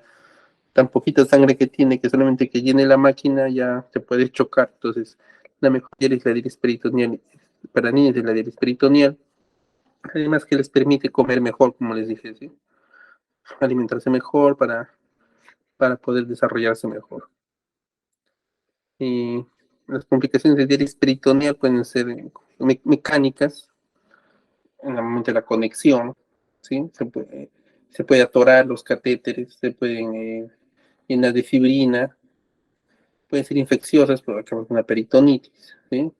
Pueden ser también metabólicas, como les dije, el líquido del peritoneal tiene mucha glucosa y los pacientes que son diabéticos pueden, casi siempre se descompensa su diabetes y tienen que usar más insulina cuando entran al peritoneal. Y son las complicaciones, ¿sí? Entonces, en el peritoneal a los pacientes se les enseña a lavarse las manos, calzar su mascarilla, lavarse la mano y así poder hacer el proceso de conexión y desconexión. En, en las fallas mecánicas del aire peritoneal puede haber también aparición de hernias, puede haber que el líquido peritoneal por alguna hernia pase al tórax, en hidrotórax. También puede haber fugas, hay una mala conexión, un desgaste y puede fugarse el líquido peritoneal. Y por el peso, algunas veces también nos refieren que hay dorsales y dolores de espalda. Y entre las causas no mecánicas están que puede aparecer sangre en el líquido peritoneal. Muchas veces las mujeres en edad reproductiva al momento de menstruar vuelven el líquido peritoneal un poquito rosado en el momento de la ovulación, no de la menstruación, en el momento de la ovulación. Y por ahí también puede aparecer que un poco de líquido del sistema linfático puede aparecer en el líquido peritoneal, ¿sí? Se los comenté, Chiclayo, Arequipa, son los lugares donde más diálisis peritoneal se hicieron, las unidades de diálisis peritoneal. Entre las infecciones que vemos en líquido en diálisis peritoneal, no solamente del líquido de diálisis peritoneal, del líquido de peritonitis, sino también puede haber infecciones del orificio de salida, a lo que también puede haber en los catéteres de los pacientes en hemodiálisis, o sea, secreción purulenta por donde sale el catéter. En, Acá hay otra opción de que en el catéter se forma una úlcera, ¿sí? En el trayecto del catéter. Aquel catéter entra por acá, pasa por el subcutáneo y puede haber en ese camino, puede aparecer una úlcera. Ahí está mi mentor, el doctor Rolino Hinojosa de Arequipa, como uno de los primeros pacientes de diálisis peritoneal, cuando salió la unidad de diálisis peritoneal en 2004, ¿sí? Eh, a veces pues hay peritonitis y hernias frecuentes del pacientito, sobre todo si está mucho tiempo en diálisis peritoneal, pues se está colocando varios catéteres o pueden haber varias complicaciones. No es lo común, pero sí es posible que el paciente pueda presentar varias veces peritonitis y hay que poner el catéter, sacar y poner el catéter varias veces. ¿Sí? Y la peritonitis entonces es el problema más álgido principal de la herida peritoneal, ¿sí? Es nuestro tendón de Aquiles. Influye mucho el paciente con peritonitis, o sea, a veces tiene que regresar a hemodiálisis, tiene que ser operado una, dos, tres veces. Entonces, sí, es el talón de Aquiles y causa problemas, ¿sí? En diálisis peritoneal, casi un tercio de las hospitalizaciones son por peritonitis. Y es la principal causa para que el paciente tenga que entrar en hemodiálisis, o sea, dejar diálisis peritoneal y pasarse a hemodiálisis. Y la mortalidad es hasta el 10% debido a peritonitis en los pacientitos. Les comentaba que la diálisis peritoneal puede ser hecha en la casa, es hecha en la casa, pero puede haber una maquinita acá, una maquinita que hace la diálisis peritoneal en forma automática, ¿sí? Ya está siendo más popular y el paciente se lo puede llevar a su casa. Acá tenemos los pacientes de diálisis peritoneal que están practicando cómo, cómo utilizar los líquidos de diálisis peritoneal, así como utilizar las bolsas que el seguro les da. Eh, mm, Se reciben cinco charlas para diálisis peritoneal, ¿sí? Esto en muchos lugares del Perú y del norte del Perú no hay nefrólogos, lo manejan la enfermera o un médico internista o hasta el médico general el que maneja el programa de diálisis peritoneal. Como si los pacientes van a su casa y vienen una vez al mes a su evaluación y a recibir sus sueros, ¿sí? Eh, Estas peritonitis, pues como le dije, son un talón de Aquiles y generalmente no encontramos al germen, son negativos. El germen más encontrado es Staphylococcus aureus, lo que nos dice que viene de la piel, Staphylococcus epidermidis, la contaminación por una mala manipulación de los conectores con la mano. Y otras opciones tenemos Helicobacter pylori, Enterobacter, pues cuando aparecen diverticulitis, apendicitis, y bueno, se traslocan las bacterias gram negativas del intestino y salen hacia el peritoneo, ¿sí? Y para terminar, pues el paciente en diálisis peritoneal sale de diálisis peritoneal generalmente fallecido, una pequeña parte se trasplanta, otros salen de diálisis peritoneal por peritonitis o se transfieren a hemodiálisis, ¿sí? Por algunas otras razones. Entonces, hemos visto hemodiálisis y diálisis peritoneal. Las dos son, si me preguntan quién limpia mejor la sangre, las dos limpian la sangre en igual proporción, pero económicamente es mejor la diálisis peritoneal. Yo creo que socialmente también para algunas personas que viven fuera de las ciudades o en ciudades donde no hay hemodiálisis, evita porque el paciente se esté trasladando. El problema es de que necesitas tener agua potable, un lugar donde te puedas hacer la diálisis peritoneal adecuadamente, no puede haber tierra o el techo tiene que ser aunque sea de plástico forrado, pero tiene que ser un lugar limpio donde se haga la conexión y desconexión de las bolsas de diálisis, ¿sí? Un conocimiento y un apoyo por parte del paciente, porque el paciente tiene que hacerse la diálisis. Y bueno, acostumbrarse a que tenga que ser 4 veces por semana, ¿sí? 4 veces al día. Son 15, 20 minutos, pero son 4 veces al día. La ventaja es de que puedes comer saludablemente con más libertad que estar en hemodiálisis, ¿no? No digo cualquier cosa, o sea, no es que uno puede comer ya cualquier cosa en diálisis peritoneal, no. Tienes más libertad de comer saludablemente, porque no significa tampoco uno puede eh, demasiada carne o puede comer demasiada sal, ¿sí? No, saludable, pero más libre que en hemodiálisis, porque en hemodiálisis es 3 veces por semana, no es todo el rato que te están dializando. En hemodiálisis te sientas y la enfermera te canula, o sea, no hay mucha participación del paciente, pero sí pues que hay que trasladarlo a los centros de diálisis, porque no te lo puedes hacer en tu casa. En Perú no te lo puedes hacer en tu casa. Y el riesgo de que haya hemorragias, que haya anemia es mayor. Y si tengo un catéter, también el riesgo de infección del catéter es mayor. ¿Ya? Eso sería más o menos todo hasta acá. Igual si tienen alguna pregunta pueden hablarla o escribirla. El siguiente bloque va a ser trasplante y después para comenzar el examen.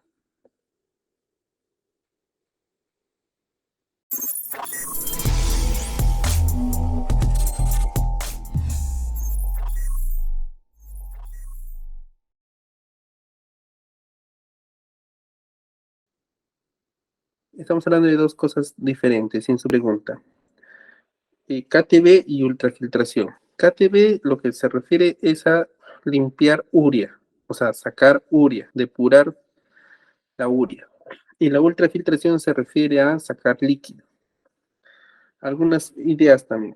Para que yo tenga un KTB, para que yo pueda hacer KTB, necesito tener una fístula. Los estudios o las estadísticas, si tengo catéter, no hacen KTB. Puede usted hacer KTB, pero digamos que para requerimientos del seguro se excluye los pacientes que tienen KTB.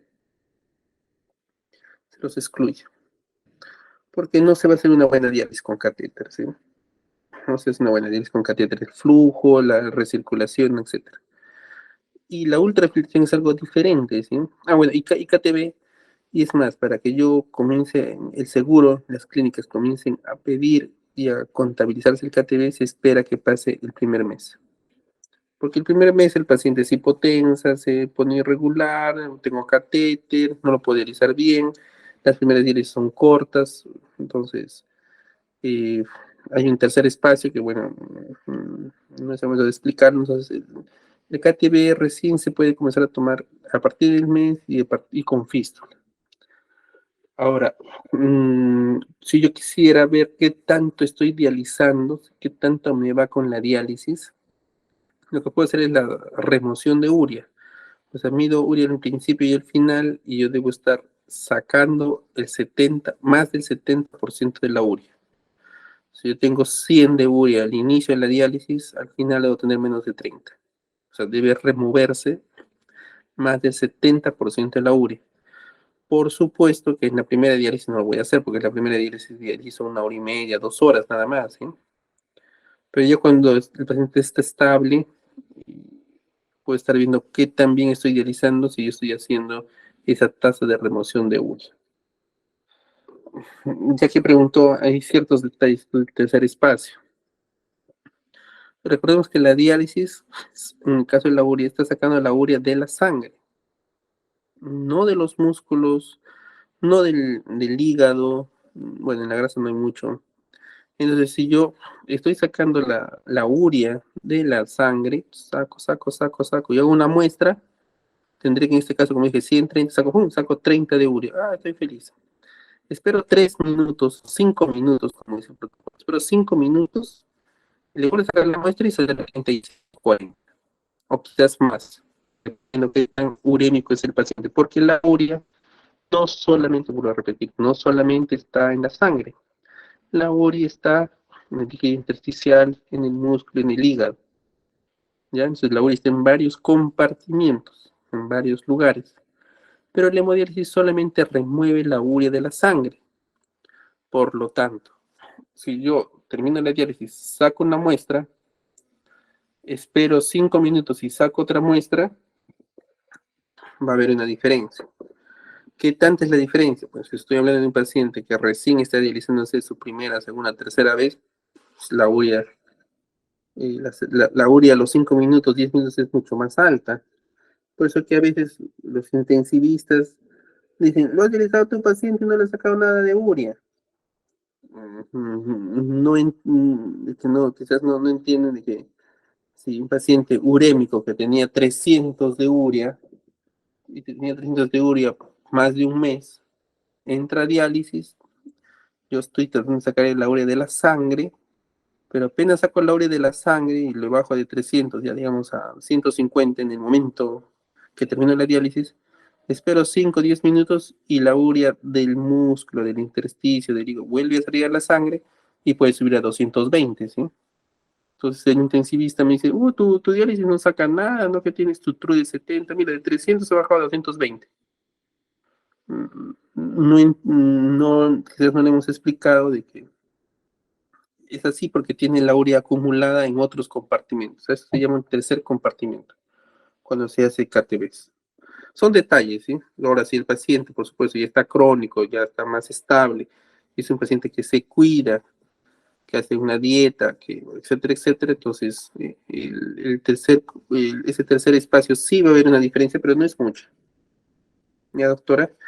Y sobre la ultrafiltración, uy, se pasó el tiempo. La ultrafiltración es pues uno tiene que programarlo, ¿sí? Si el paciente si tiene fobea, tiene edema en piernas, tener un poco de fobea una cruz ya es tener 3 litros. Es tener 3 litros. Y es más, si el paciente está hipertenso, yo debo suponer que el paciente está con sobrecarga hídrica.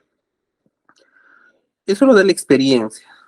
Ahora ya existen algunas máquinas que nos pueden ayudar acá en la bioimpedancia. En la bioimpedancia nos puede calcular cuánto es el exceso de agua que tiene un paciente. O sea, te dice qué cantidad de agua tiene tu paciente y además por los parámetros que se conocen, pueden decir, él debería tener 50 o 45 litros de agua, pero tiene 52. ¿Sí? Entonces, la bioimpedancia nos puede indicar si hay una sobrecarga hídrica. Y la bioimpedancia es algo que se hace pues sin que es sin agujas, o sea, no es invasiva, ¿sí? Es como un electrocardiograma más o menos, ¿ya? Pero espero haberle ayudado. Tenemos unos 5 minutos para descansar la garganta. Voy a tomar un poco de agua y nos encontramos en 5 minutos para iniciar la conferencia, ¿ya? La última que será trasplante, para después pasar para el examen.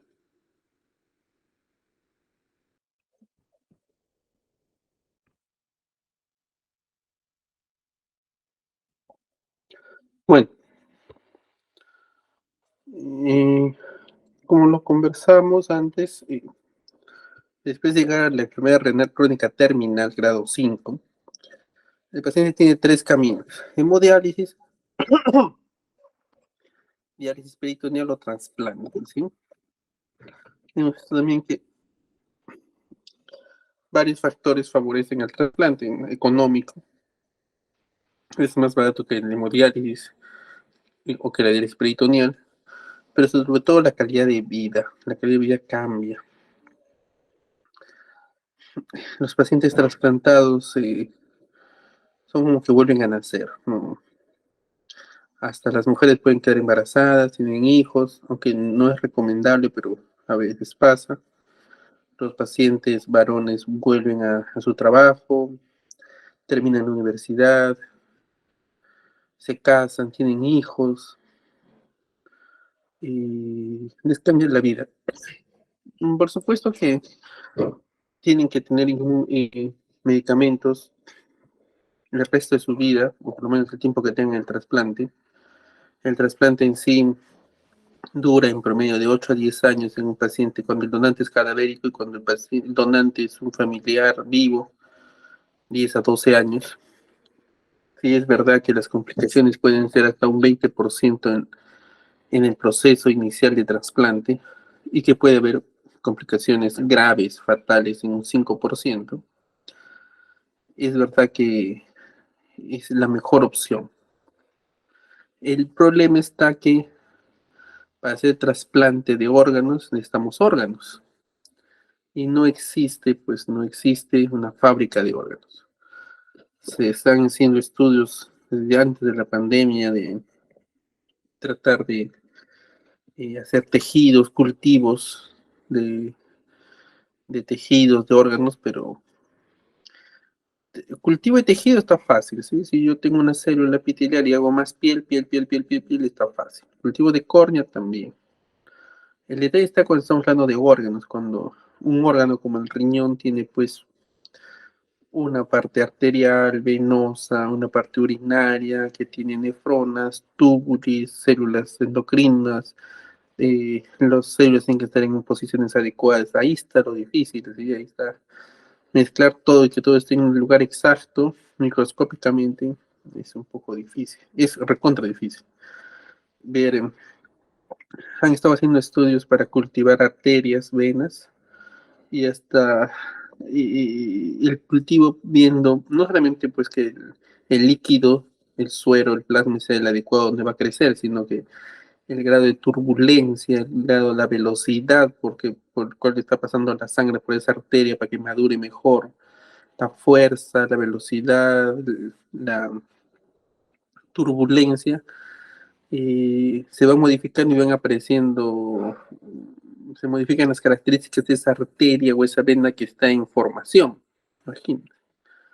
Pero imagínate que yo tengo que hacer eso en el riñón y tengo que crear un glomérulo que tiene características especiales, la arteria ferente, túbulo, y que cada célula tiene, hacen funciones diferentes, es muy difícil. Yo diría muy difícil. Lo último que se está tratando de hacer es hacer una mezcla entre una parte sintética y otra parte de células, ¿sí? Y tratar de encasillar en estos lugares esta celulita, en estos lugares de nuestra celulita, pero está muy difícil, muy difícil. Pero es la mejor opción. Y los órganos es el problema, es uno, si no tenemos órganos, ¿cómo trasplantamos órganos? ¿Sí? Es nuestra materia prima y es lo que menos tenemos, ¿sí? ¿Qué es un trasplante? Un trasplante es la sustitución de un órgano o tejido enfermo por otro que funcione, ¿sí? Que funcione adecuadamente. En general, los trasplantes comenzaron en el Perú en el año 1969 y en el Perú ya hacemos trasplante de riñón, de córnea, de corazón, de médula ósea y de hígado, ¿sí? De intestino todavía no hacemos. Hay la idea de hacerlo ya, pero no se ha hecho. Y como ustedes ven, en Perú se comenzó en un riñón, haciendo trasplantes. En riñón fue el primer órgano que se trasplantó. Y como les comenté, el primer órgano trasplantado se realizó en Ica, pero no funcionó, ¿sí? Lamentablemente. Y después se realizó en Seguro Social, en Lima, y el primer trasplante también fuera de Lima que se realizó en forma particular fue en Huancayo, y después en forma fuera de Lima fue en Trujillo, dentro del Seguro Social. Lamentablemente en Trujillo ahorita no, hace años que no se hace trasplante. Porque el trasplante no solamente es cuestión bueno, órganos es lo más importante, ¿sí? Pero la otra cosa importante es tener personal. Y el trasplante, no, lo difícil del trasplante es que se tiene que ser en un nivel 3A y le da esa categoría, es lo que le da categoría al nivel 3A y otras dos cosas más, otros dos procedimientos, es que el trasplante tiene que haber una combinación de especialistas. Eso es lo interesante. O sea, yo hemodiálisis lo hacen los nefrólogos. O sea, los infartos, los stems, los ponen los cardiólogos. Pero los procedimientos en los cuales tienen que intervenir varios especialistas y entenderse y comprenderse y tener protocolos, trasplante es uno de ellos, ¿sí? Donde, como decían los maestros, los clínicos se vuelven medios cirujanos y los cirujanos se vuelven medios clínicos, porque el clínico tiene que conocer de cirugía, del trasplante, de las anastomosis, de las complicaciones, porque está viendo a su paciente y es el que lo va a seguir, ¿sí? Obstrucciones, estenosis, linfoceles, hidroceles, linforreas, hemorragias, catéteres, sondas. O sea, los clínicos nos vemos medio cirujanos. Y en el momento del trasplante también, pues sí tenemos que estar viendo qué anastomosis hacen, qué complicación hay, qué tipo de plastía le va a hacer a la vena, etcétera, etcétera. Y los cirujanos hacen medio clínicos porque tienen que saber qué inmunosupresión vamos a usar, la cicatriz puede demorar un poco, qué puedo utilizar, qué medicamentos puedo utilizar para detener una linforrea. Por la medicación y la inmunosupresión que reciben, tengo que la sonda retirarla más temprano, o si no, cambiarle a otra siliconada, o sea, y si está un paciente que se choca, yo no le puedo poner cualquier suero, ¿sí? Porque es un paciente que al principio no va a orinar, o no orina a veces al inicio, entonces no le puedo poner cualquier sustitución de electrolitos. Entonces, los cirujanos se vuelven medios clínicos y los clínicos medios cirujanos. Entonces, para mí es la parte más emocionante, ¿sí? Eh,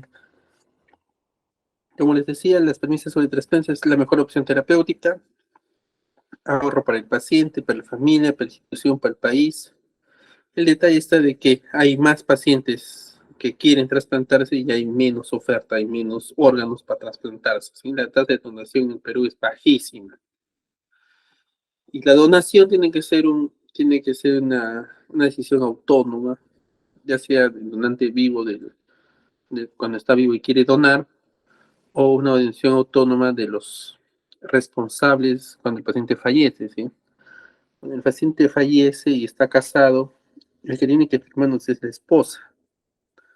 Si no hay esposa, los hijos, y si no hay los hijos, los padres. Ya, entonces, no es que cuando viene un fallecido, el papá, si está casado, no es el papá el representante legal, sino es la esposa. Y si no hay esposa, son los hijos, ¿ya? No es pues el primo, no es el hermano, el tío. Es más o menos en ese orden, hay una parte legal que hay que conocer. Y esa donación tiene que ser por altruismo, o sea, no puede haber un pago, no puede haber una recompensa. Es más, lo que se recomienda es que ni siquiera sepan quién va a ser el receptor, ¿sí? es más, no lo sabemos, porque hasta que no donen no hacemos la compatibilidad y no podríamos saber para quién es el riñón. Y después de que hacen la donación, en que recién comienzan a correr las pruebas de compatibilidad, que demoran 4 o 6 horas. Y en ese momento recién vemos la lista de receptores y vemos quiénes son los más compatibles y quiénes son, tienen mayor prioridad, algunas prioridades que dan algún tipo de puntaje y cierta ventaja, por ejemplo, el tiempo en diálisis, por ejemplo, de que el paciente tenga mayor compatibilidad, también a más puntaje, que el paciente la edad se acerque más al donante, o sea, que el donante receptor tenga una edad más cercana, también de un cierto puntaje, que el paciente haya sido trasplantado antes, también da cierta ventaja. ¿Por qué el trasplantado anterior tiene más ventaja? Porque ya al ser trasplantado una vez, la posibilidad que se vuelva a trasplantar es más baja. Para que alguien esté en la lista y pueda ser un posible receptor, tiene que tener una compatibilidad, un cross-match negativo, o sea que no existen anticuerpos, en otras palabras, no existan, la sangre del receptor no pueda destruir el órgano.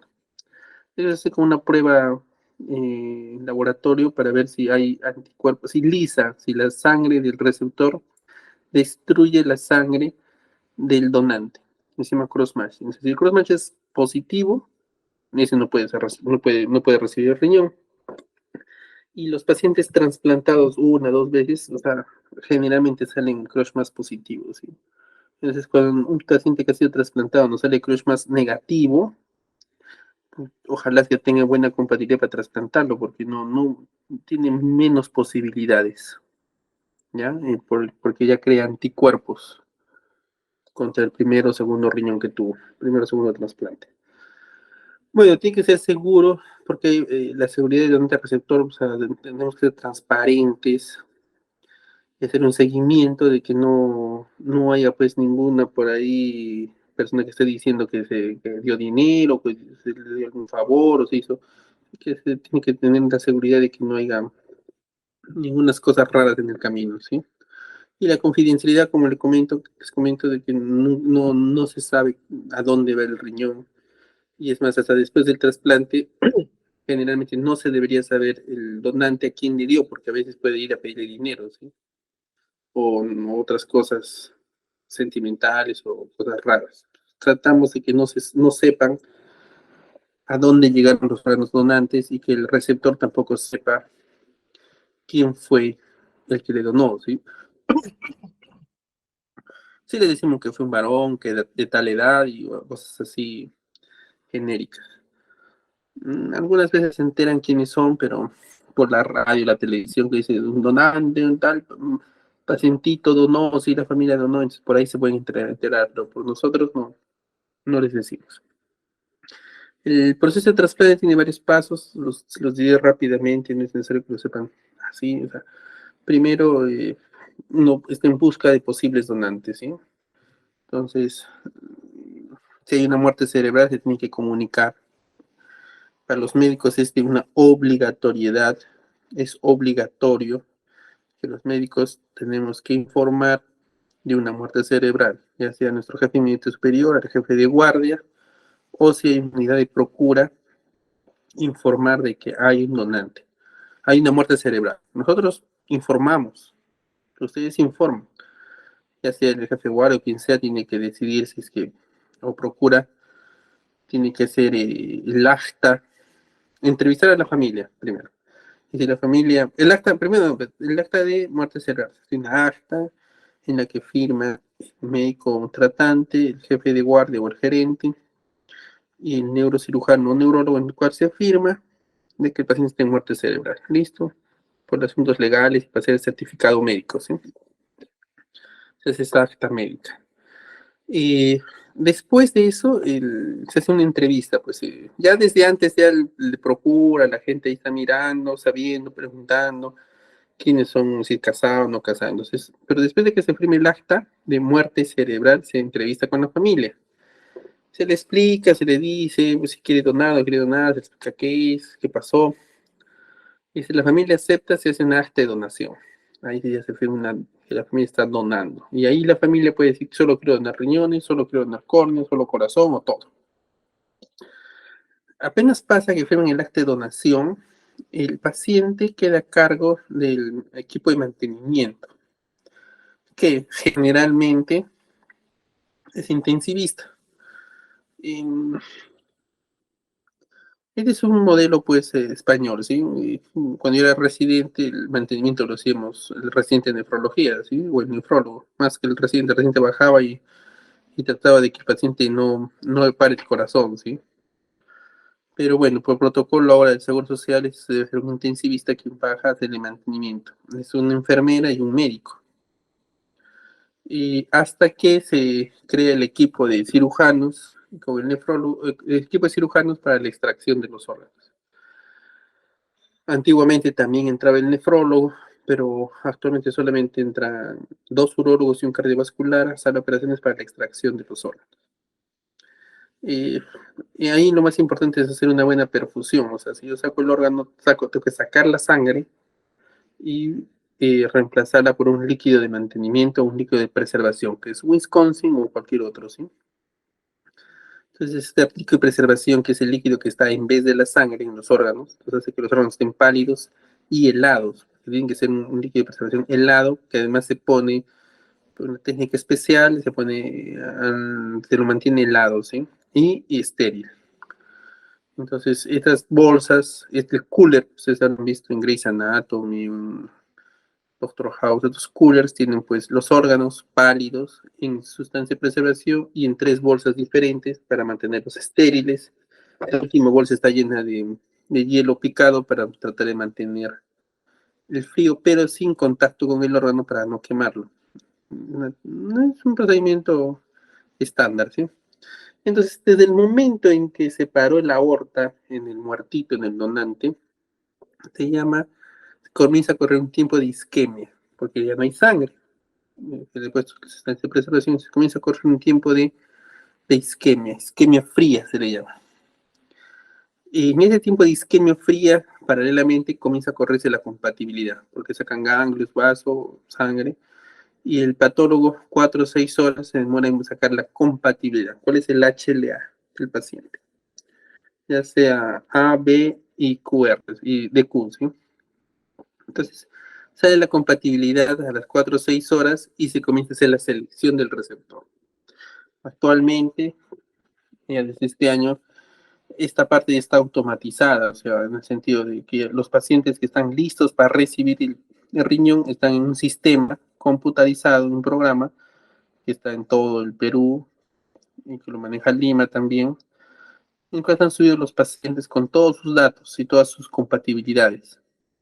Al momento de que el patólogo sube la compatibilidad del donante y con todos los datos que se tiene ya en el sistema de cada paciente, sale una lista automática de quién podría ser el primer receptor, quién podría ser el primer trasplantado, ¿sí? Sale una lista en orden de prioridad y según los parámetros que se le ponen, ¿sí? Que ya se le han puesto, que están en la directiva. Y en ese momento comenzamos a llamar al primer paciente. El primer preseleccionado fue fulanito. Se le intenta llamar 1, 2, 3 veces. Y si no responde, se deja, no es en acta, pero se deja en la historia indicado de que fue llamado y no contesta. Se pasa al segundo, se pasa al tercero, se pasa al cuarto. Y se lo llama, el paciente tiene que llegar de donde esté, entra por emergencia, se le hace una evaluación, se le corre nuevamente un rezo quirúrgico, cardiológico, tipo de población sangría, una evaluación y si está todo bien, pasa a piso para que sea llamado a sala de operaciones, donde en sala de operaciones pues se inicia el proceso, la cirugía en sí de trasplante. Mientras esté en piso y antes de la cirugía, se le comienza a pasar inmunosupresores endovenosos, que puede ser timoglobulina o, bueno, basiliximab, dependiendo de lo que decide el nefrólogo, y entras a la operación y se hace la cirugía, ¿sí?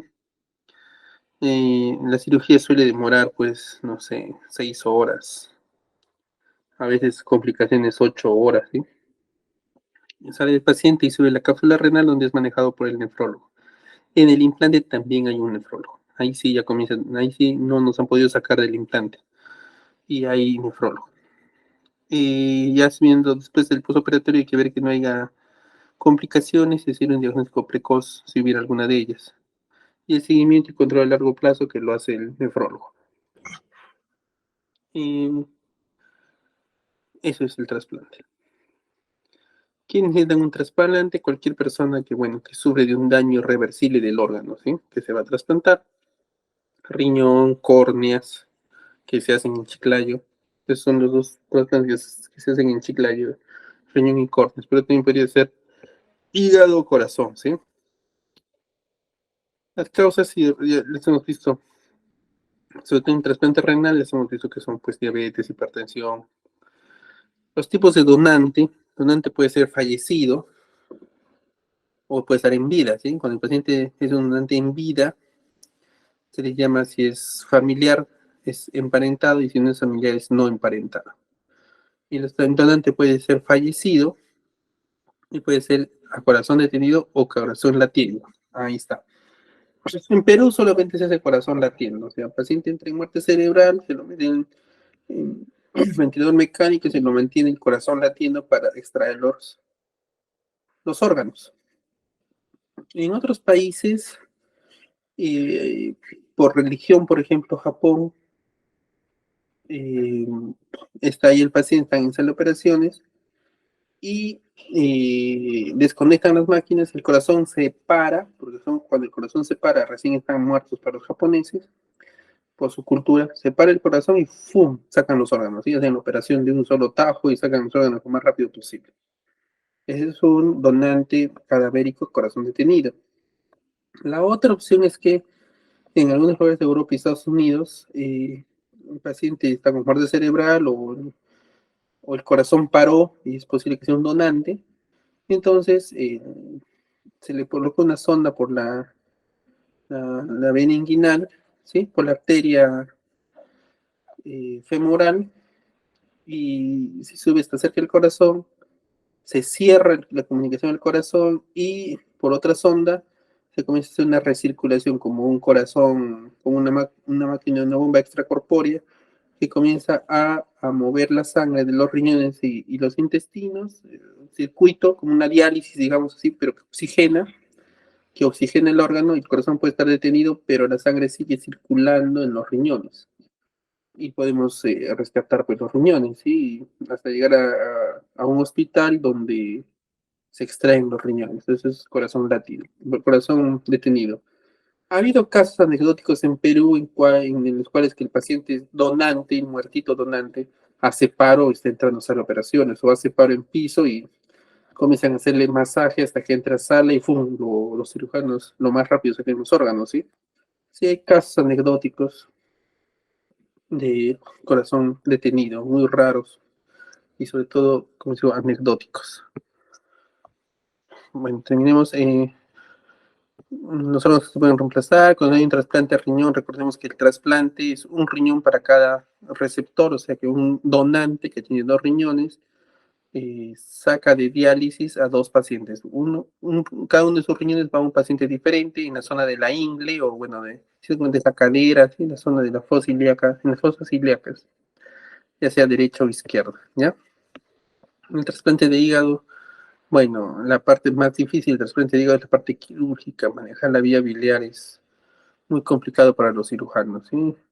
El trasplante de páncreas el primer trasplante de páncreas es la manipulación del órgano. Recuerden que manipular el páncreas puede dar pancreatitis, ¿sí? Y esta es una forma de trasplante de páncreas, no siempre es a la vejiga. Ahora están haciendo la unión del páncreas al intestino, ¿sí? Eh, bueno, eh, no es el momento de hablar. Este es el trasplante de corazón. En el primer trasplante de corazón es la quirúrgica, es una parte, pero el mayor problema es el tiempo. Desde que hay isquemia fría, desde que se para el corazón hasta que vuelva a latir, debería ser 4, máximo 6 horas. Imagínense cuando el corazón sale en Chiclayo. Como sale y llega hasta Lima y tratar de que abrir al paciente, sacarle el corazón, ponerle otro corazón y todo eso en 6 horas, desde que viaja desde acá a Chiclayo. Entonces hay tiempos, es muy interesante. El paciente cuando está Entras a las operaciones, existe una alarma, el paciente en Lima, porque también está entrando a sala. Comienza la cirugía y el paciente en Lima lo anestesia, pero no lo abren. Cuando ya el donante está abierto, corazón abierto, y el cirujano lo mira, lo evalúa y lo mira y dice, sí puede ser un donante, ahí comienza la cirugía en Lima. Acá 20, 30 minutos sacan el corazón, el avión está esperando y en Lima están abriendo el corazón y están sacando el corazón. Cuando aterrizan en Lima, generalmente ya están sacando el corazón, están sacando el corazón del receptor y el corazón está en una ambulancia y policías yendo y motorizados, ¿sí? Y yendo hacia el hospital llevando el corazón para que lo vuelvan a implantar y el riñón y el corazón pueda volver a latir en menos de 6 horas. Esa es la parte complicada en corazón. Pulmón, la parte inmunológica y la operación en sí es la parte complicada, ¿sí? Y que no aparezcan enfermedades cardíacas debido al pulmón. Tienes un nuevo pulmón, pero el corazón es el mismo, entonces el corazón puede tener problemas cardíacos cuando encuentra un pulmón, una menor resistencia o una mayor resistencia a la que estaba acostumbrada. ¿Sí? La compatibilidad que les conversaba, y ya, eso es todo. Amigos, esto es todo el trasplante y pasaremos al examen. ¿Alguna pregunta antes de comenzar el examen? No, comenzaremos el examen a las 9, ¿ya? 9:05 ya, para que tengan 10 minutos. ¿Alguna pregunta? Si no, para comenzar a las 9:05 el examen.